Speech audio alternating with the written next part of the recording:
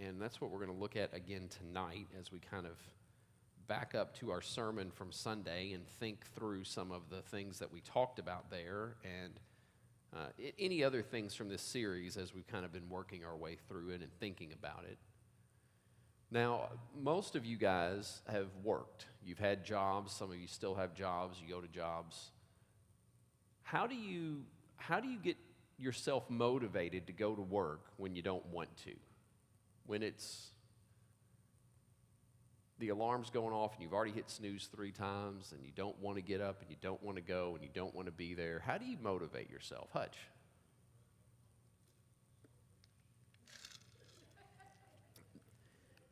The threat of homelessness and starvation, right? Those are powerful motivators, right? Yeah, right. So you don't want to do the work necessarily, but you also don't want to live in a box or not have food. Yeah, sure. That's a good reason.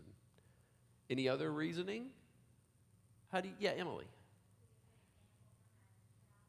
All right, so you want to be a good example for your kid, right? So you know, just like every other adult, that there are going to be things that your child is going to have to do that they don't want to do. So you need to show them not only by telling them, but by modeling for them, hey, sometimes you just got to buckle down and get it done. All right? That's good too. Deanna. Okay, so yeah, if you don't go to work, then your work is going to be shorthanded. So someone else is going to have to do your job or cover your shift or figure out what needs to be done that day. You're putting more responsibility on other people by not doing yours. Irvin? Responsibility, right? You've got a responsibility that you want to live up to. Now, I'm sure that all of you have had fantastic work experiences and have never had to motivate yourself to go. So I appreciate you kind of thinking outside the box there a little bit. And Cindy, thank you for not answering that. Well, when we think about work and we think about what we have to do and why we ought to motivate ourselves, you know, the Bible gives us some instruction on that as well. And that's kind of what we've been thinking about is how should we view the work that we do? Now, we're not just thinking of careers and jobs. We're thinking of work that we do in our homes.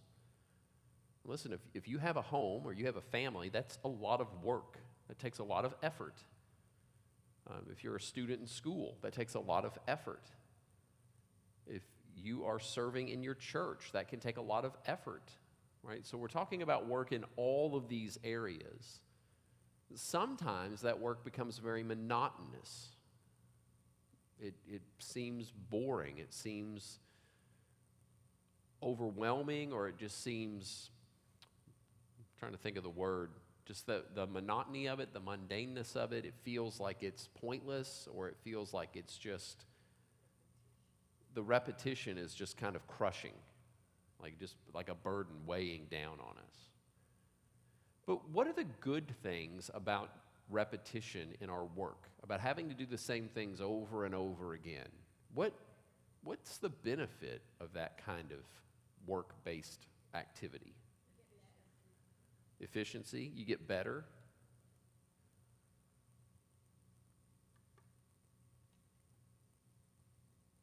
If you work with other people, you make friends and connections that last sometimes your lifetime. And then when you cannot work,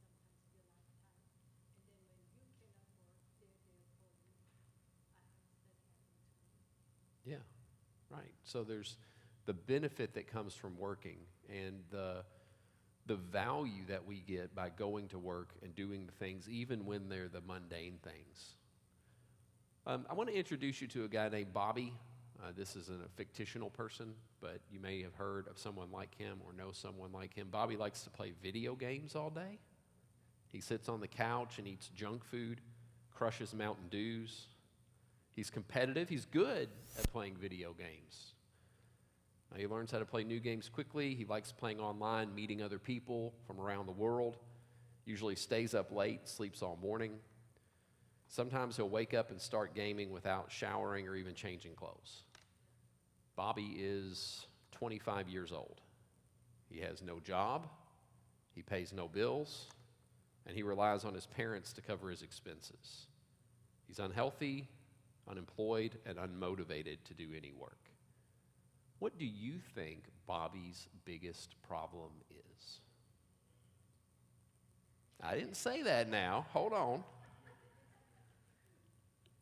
Hutch is over there throwing an entire generation under the bus. We were all young once, man. It could be that his parents are enabling him. That could be one of his big problems for sure. Could be laziness. Well, I think right now in this generation, we as parents and grandparents are part of that, and we are part of that problem. We had it maybe had to do with our things, and we thought, well, our children have to do better. We have to make a better living for them, or leave a little bit something when they pass away. I think it's part of the parents and grandparents' fault. So, in a desire to give our children better lives than we had growing up, we may have enabled that sense of entitlement a little bit. Yeah. Logan, I see your hand back there. Lack of discipline, lack of responsibility. Now, yeah, Nancy. Well, that's a really good question. Is he capable of working? Now, we only know a little bit about Bobby. I didn't give you his whole biographical sketch, but based on what we know, would we think he's capable of working?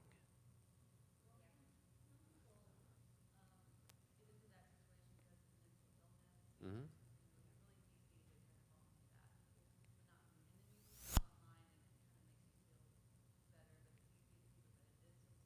Mm-hmm. Sure. Sure.